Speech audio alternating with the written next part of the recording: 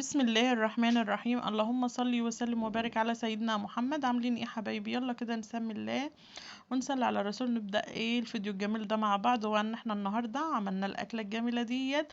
يلا نشوف عملنا الجمال والحلاوه ده ازاي. ده بقى محشي ورق عنب وفراخ ومحشي كوسه ومحشي بتنجان.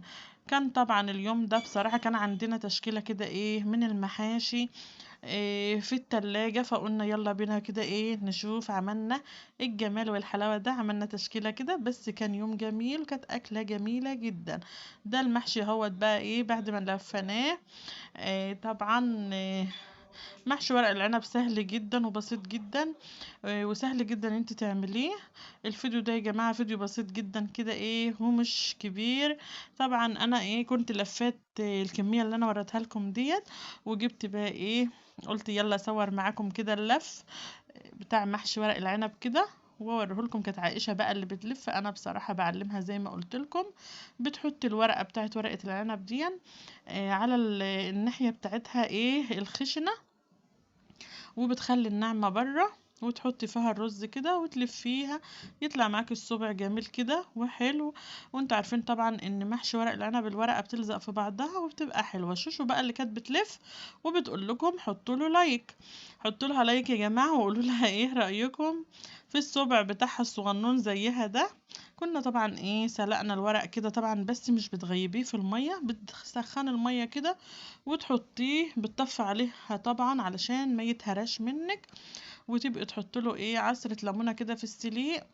وتمسكي بقى العنقود بتاعه ده تقطعيه وتفردي بقى ال الورقة بتاعة المحشي بقى كده بتاعة العنب على صينية كده زي ما احنا فردناها كده، علشان يظبط معاكي. لان ما بتلفيه كده على ايدك مش بيظبط زي ما بتكوني فرداها على صينية. وكنا طبعا مجهزين الخلطة بتاعة المحشي حمرا وجميلة اهيت قدامكم. ما شاء الله عليها كانت حلوة قوي. دي برضو شوشو اللي بتعمل. انا بعودها يا جماعة كده لما بكون باجي اعمل محشي او اخبز او اعمل اكلة كده ان هي تعمل معايا فيها تكون مشتركة. بحب ان انا تشاركني معايا عشان تتعلم وتبقى شاطرة.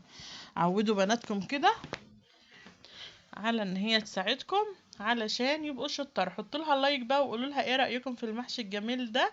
ده طبعا محشي الكوسه ومحشي البتنجان وهو في الحله. كنا رصيناه كده في الحله طبعا احنا عاملينه على البوتاجاز مش في الفرن في الصاج.